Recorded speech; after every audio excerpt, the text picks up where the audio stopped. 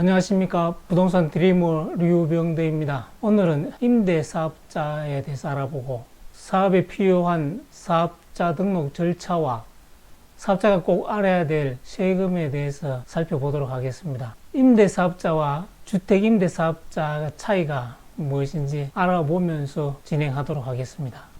가장 큰 차이점은 주택과 주택이 아닌 업무용이 됩니다. 일반 임대사업자는 주택 임대사업자에 비해서 간단합니다. 일반 임대사업자는 사업 개시 20일 내에 등록을 해야 되고 물건지에 등록을 해야 됩니다. 그러니까 사업장이 여러 곳이 있으면은 사업장마다 등록을 해야 된다는 이야기입니다. 부가세법에 의해서 반드시 사업자 등록을 해야 되고 전입신고는 불가합니다. 건물 매입할 때 부가세를 지급했을 경우에는 환급을 받을 수가 있습니다. 취득 가액에 대한 4.6% 취득세를 냅니다. 농특세 0.2%, 지방교육세 0.4% 부과됩니다. 일반 임대사업자의 보유세는 재산세는 정상적으로 내고 종부세는 대상이 되지 않습니다. 종합소득세는 당연히 신고를 해야 되며 월세 수입의 10% 부가세도 같이 신고를 해야 됩니다. 임대 의무 기간은 주택과 마찬가지로 10년입니다. 임대 의무 기간 내에도 포괄 양수도 시에는 양도가 가능합니다. 반면에 주택임대 사업자 등록 시기는 소유 및 소유 예정자에도 등록이 가능합니다. 소유 예정자는 대신에 사업계획 승인을 받은 자는 6년 이내에 소유권을 취득해야 되고 건축 허가를 받은 자는 4년 이내에 매매 계약을 했는 자는 3개월 이내에 소유권을 취득을 해야 됩니다. 만약에 취득하지 못해줄 때는 등록 취소가 될 수가 있습니다. 그리고 사업자 주소지에 지자체에도 등록을 해야 되고 세무서에도 등록을 해야 됩니다. 전국에 주택 임대를 하더라도 주소지에 있는 사업장에 등록을 함으로써 전국적으로 운영이 가능합니다. 주택 임대 사업자는 등록 의무는 없습니다. 그러나 등록하지 않고 임대사업을 했을 경우 수익 금액의 0.2% 가산세를 납부하도록 됩니다. 당연히 주택이니까 전입신고는 가능하고 부가가치세 대상이 아니기 때문에 환급은 불가합니다. 취득세는 전용면적 60제곱미터 이하 주택이면 감면을 받을 수가 있습니다. 취득세가 200만원 이하일 때는 면제를 받고 200만원 초과되면 85% 감면, 그리고 85제곱미터 이하일 경우에는 50%가 감면됩니다. 재산세는 전용 면적 40제곱미터 이하일 때는 면제되고 그 이상일 때도 감면되는 경우가 있고, 주택이기 때문에 원래는 종합부동산세를 납부하도록 되어 있는데 민간임대주택특별법에 의해서 종합부동산세 합산에 배제하도록 되어 있습니다. 그러나 조정대상 지역의 신규 취득 임대주택은 종부세에 합산하도록 됩니다. 종합소득세는 신고하도록 되어 있는데 연소득 2천만원 이하일 때는 분리의 과세를 선택할 수가 있습니다. 종합소득세도 1호 임대에는 75% 감면을 받을 수가 있고 2호 이상에는 50% 감면을 받을 수 있습니다. 10년 임대 의무 기간 내에 포괄 양수도는 가능하도록 되어 있습니다. 그러나 임의로 양도는 불가하도록 됩니다. 만약에 임의로 양도했을 때는 1천만원 이하의 과태료, 감면받은 취득세나 재산세 다 반환하도록 되어 있습니다. 참고로 오피스텔은 주거용이나 업무용으로 선택해서 등록을 할 수가 있습니다. 업무용으로 사용하던 것을 10년 내에 주거용으로 용도 변경을 하면 부가세 추징이나 가산세를 부과받게 됩니다. 그리고 주거용인데 업무용으로 용도 변경했을 때는 과태료 1,000만원 이하에 대한 부과를 받게 됩니다. 주택임대사업 유지 의무와 월세라든지 전세보증금을 5% 이내에 올리는 업무, 그리고 각종 신고돼야 의무들이 일반 임대사업자보다 많습니다. 그러나 전반적으로 주택임대에 대해서 혜택이 많이 부여되기 때문에 임대사업자 등록하는 것도 고려해 볼 만합니다. 임대 수입에 대한 세금은 부부 합산 주택 보유수와 월세 수입인지 전세금이나 보증금 수입인지에 따라서 과세 방식이 달라집니다. 1주택이고 기준시가 9억 원 이하일 때는 월세 수익금에 대해서는 비과세됩니다. 기준시가가 9억 원 초과될 때는 월세 수익금에도 과세가 됩니다. 그리고 전세보증금이나 전세금에 대해서는 3주택이라도 비과세되는 부분이 있고 3주택 이상이면서 보증금 합계가 3억 이상 때는 과세가 되는 부분이 있습니다. 그리고 소형주택의 기준은 40제곱미터 이하이면서 기준시가가 2억 원 이하일 때는 소형주택으로 간주하고 주택수 계산에서는 제외됩니다. 그러나 전세금에 대한 간주임대료 계산일 때는 포함을 합니다. 미등록 가산세 수익금액의 0.2% 부과된다는 내용 있습니다. 사업자 등록 절차에 대해서 알아보겠습니다. 사업을 하기 위해서는 많은 준비사항이 있습니다. 명함이라든지 간판, 그리고 내부 인테리어 등 많은 준비를 해야 됩니다. 그러나 오늘은 행정 절차에 대해서 알아보도록 하겠습니다. 먼저 사업을 하기 위해서는 세무서를 방문하든지 국세청 홈택스 홈페이지에서 사업자 등록을 해야 됩니다.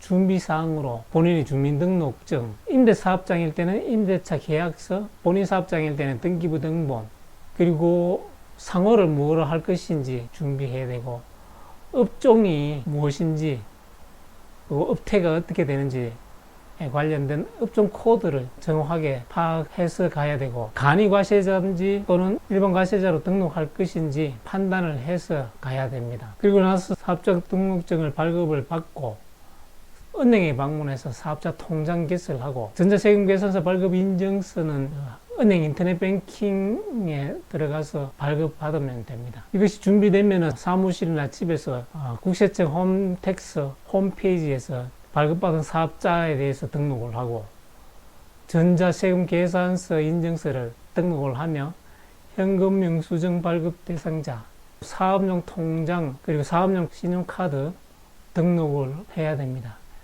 신용카드는 반드시 등록 의무는 없습니다. 그러나 등록하면은 부가세 신고라든지 각종 증빙서류로서 활용하기 때문에 많이 편리합니다. 세무대리인이 열람할 수 있도록 조치를 할 수가 있기 때문에 등록하는 편이 유리합니다. 그리고 사업자가 꼭 알아야 될 세금은 종합소득세 또는 부가가치세, 원천징수세, 또 4대 보험 이런 것들이 있는데, 이런 내용을 알아야만 신고 방법이라든지 그에 대한 절세, 직원에 대한 급여 지급을 할 수가 있기 때문에 이 내용 부분도 알아두면은 사업을 하는 데서 많이 도움이 될 겁니다. 전자세금계산서 의무 발급 대상이 7월부터 바뀌었습니다. 원래는 개인사업자는 3억 원 이상이었는데 2억 원 이상으로, 내년 7월부터는 1억 이상으로 확대 예정입니다. 기본적으로 법인사업자는 의무 발급 대상입니다. 종합소득세에 대해서 세부적으로 살펴보면 먼저 소득의 종류를 알아야 됩니다. 크게 소득에는 종합소득과 퇴직소득, 양도소득으로 분류할 수 있는데, 종합소득에 해당되는 부분은 이자, 배당, 사업소득, 근로소득, 연금, 기타 소득으로 6가지 소득을 합산하는 것을 종합소득이라고 합니다. 그렇다고 해서 모든 소득이 무조건 합산되는 것이 아니라, 이자 배당 같은 금융소득은 2천만 초과일 때 합산이 되며, 근로소득은 3개월 이상 상용 근로자일 경우, 공적연금은 무조건 합산이 되고, 사적연금은 1200만 원 초과일 때 합산이 됩니다. 복권이라든지 상품권, 보상비 이와 같은 기타 소득은 300만 원 초과될 때 종합소득에 합산할 수 있습니다. 그리고 퇴직 및 양도소득은 일정하게 매년 발생되는 것이 아니라 퇴직할 때 한꺼번에 발생되고, 양도소득은 매년 발생시킨 사람도 있지만 평생 한 번만 발생시키는 사람도 있습니다. 따라서 이것을 종합소득에 묶으면 퇴직 또는 양도소득이 발생할 당시에 소득이 엄청나게 많기 때문에 불공평합니다. 따라서 퇴직이라 양도소득은 별도로 분류해서 과세를 합니다. 그래서 6가지 같은 종합소득은 합산해서 종합과세라고 하고, 퇴직 및 양도소득은 별도로 따로 분류해서 분류과세라고 합니다. 이자가 2천만 원 이하일 때는 14% 이자소득세로서 분리과세로 끝이 납니다. 이자소득도 비과세되는 소득이 있고 분리되는 소득이 있습니다. 과세 방법은 이렇게 분리할 수가 있습니다. 세 계산할 때는 과세 표준에 세율을 곱함으로써 세액을 구할 수 있고, 세율에는 누진세율, 단위세율이 있는데 종합소득세율은 누진세율에 해당됩니다. 종합소득세 과세기간은 1월 1일부터 12월까지 1년으로 하고, 신고기간은 다음에 5월까지 종합소득 신고하도록 되어 있습니다. 종합소득세율을 보면은 1200만원 이하는 6%, 4600만원 이하는 15%, 금액에 따라서 차차 증가하고 10억 원 총괄일 때는 45%로 종합세율이 정해져 있습니다. 이와 같이 과세 표준이 일정 금액 초과될 경우에는 세율이 증가하도록 되어 있습니다. 이것을 누진세율이라고 하고, 누진세율을 적용할 때 계산은 오른쪽과 같이 계산 방식이 두 가지가 있습니다. 과세 표준이 5천만 원이 발생했을 때는 첫 번째 방식, 원칙적인 방식은 1200만 원까지는 6%니까 72만 원, 4600만 원 이하가 되니까 15% 구간이 되겠죠. 3400만 원까지는 15%, 510만 원, 4600만 원 초과될 때는 24%, 초과되는 금액이 400만 원이니까 96만 원에 해당됩니다. 합친 금액이 678만 원이 됩니다. 좀 더 간편한 방법, 이해 방법이 있는데, 과세 표준 5천만 원일 때는 세율 구간인 24%를 한꺼번에 곱하고, 그에 대한 누진 공제가 24% 구간에는 522만 원이 됩니다. 이것을 공제함으로써 678만 원이 나옵니다. 1번 방식과 2번 방식이 같게 되는 거죠. 누진 공제는 계산을 편리하기 위해서 만들어나는 상수에 해당됩니다. 이와 같이 사업자는 종합소득세에 대해서 잘 알아야 됩니다. 그러나 사업자의 가장 중요한 것은 매출을 증가시키고 수입을 늘리는 겁니다. 매출이 발생되지 않을 때는 일일이 종합소득세 계산하고 기장하고 하는 것은 상당히 어렵습니다. 차라리 매출이 적을 때는 마케팅에 더 집중하고 이런 것을 세무대리인에 위임함으로써 매출 증대시키는 일에 집중할 수가 있을 것 같습니다. 먼저 종합소득에 대해서는 알아보았습니다. 사업소득 이외에 5개 소득을 합산해서 종합소득을 구하고, 종합소득에서 본인 및 배우자, 부양가족 공제 많이 들어보셨죠? 기타, 기부금, 의료비 이런 공제가 있습니다. 그리고 소기업, 소상공인의 공제부금도 공제 대상이 됩니다. 특히 노란우산 공제 가입하면은 그만큼 절세를 할 수가 있는 부분이 생기죠. 종합소득 중에 사업소득에는 결손금이 발생할 수가 있습니다. 장부 기장에 의해서 결손금 신고를 반드시 해두어야 됩니다. 다음에 15년간까지 결손금 공제로 적용할 수 있기 때문입니다. 이렇게 소득공제 및 이월 결손금 공제를 한 것이 과세 표준이라 하고, 과세 표준의 세율을 곱함으로써 산출세액이 나옵니다. 세액 공제되는 부분이 있습니다. 자녀세액 공제로서 자녀가 1명일 때 15만원, 3명 초과일 때는 1명당 30만원 해서 세액 공제 부분도 있습니다. 기장세액 공제도 있고, 여러가지 세액 공제 부분 잘 살펴봐야 됐습니다. 그리고 과소신고하거나 잘못 신고했을 때는 이 가산세가 부과될 수가 있는 거죠. 중간내납이나 기납부세액 이런 세금은 공제를 하고 납부 및 환급세액을 구합니다. 전체 마이너스가 될 때는 환급받을 수가 있습니다. 이렇게 소득 신고할 때는 기장에 의한 신고와 추계 신고가 있는데, 업종별로 금액에 따라서 구분되어 있습니다. 금액은 도소매업은 3억 원 기준입니다. 미만일 때는 간편장부, 이상일 때는 복식장부고, 음식점업은 1억 5천 기준으로서 미만일 때는 간편장부, 복식장부 이렇게 구분됩니다. 부동산 임대업은 7,500만 원이 기준이 되죠. 직전 연도의 수입 금액을 기준으로 합니다. 신규 사업자와 업종별로 간편장부 대상자가 아래 금액 미만일 때는 단순 경비율로 신고를 할 수가 있습니다.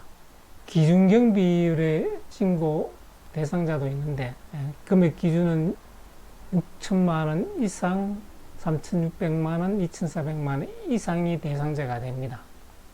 소규모 사업자 외에 무기장 가산세가 부과된다는 건 유의하셔야 됩니다.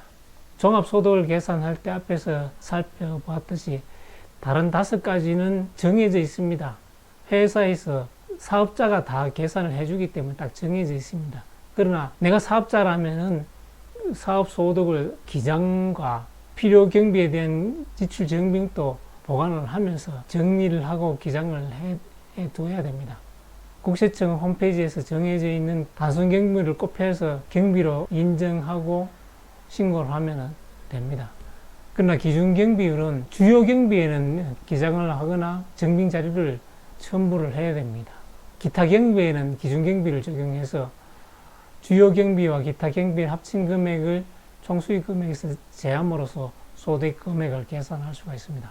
간편장부 대상자가 복식부기 기장으로서 신고하면은 기장세 공제 20%를 받을 수가 있고, 간편장부 대상자가 장부 기장을 하지 않아서 기준경비를 적용할 때는 기장 가산세가 부과됩니다. 복식부기 대상자가 간편장부를 신고할 때는 무신고 가산세가 부과됩니다. 철저하게 장부 기장과 자료를 준비해야 됩니다. 그리고 단순 경비율 및 기준 경비율을 적용할 때는 무기장 가산세가 적용되는데, 아래 소규모 사업장에 대해서는 무기장 가산세 적용하지 않습니다. 소규모 사업자에 해당되는 부분은 신규 사업자, 그리고 직전 과세 기간 총 수익 금액 합이 4,800 미만인 자, 또 보험 모집 수당을 받는 자, 또는 방문 판매 수당을 받는 자, 배달 판매 용역 수당을 받는 자는 소규모 사업자에 해당돼서 무기장 가산세는 적용이 되지 않습니다. 단순 및 기준 경비율은 국세청 홈페이지에서 조회를 할 수가 있습니다. 참고로 보면은 식료품 소매업이 있습니다. 단순 경비율은 96%나 됩니다. 기준 경비율은 2%밖에 되지 않습니다. 따라서 단순 경비율 대상자는 1,000만 원의 수입이 발생했다면 960만 원은 경비로 지급하고 40만 원에 대해서만 세율을 적용해서 납부를 하면 됩니다. 그러나 기준 경비율은 매입금, 임차료, 인건비 이 부분은 기장을 했거나 증빙 자료를 첨부하고 2%니까 20만 원만 더 추가 경비로 공제할 수가 있겠죠.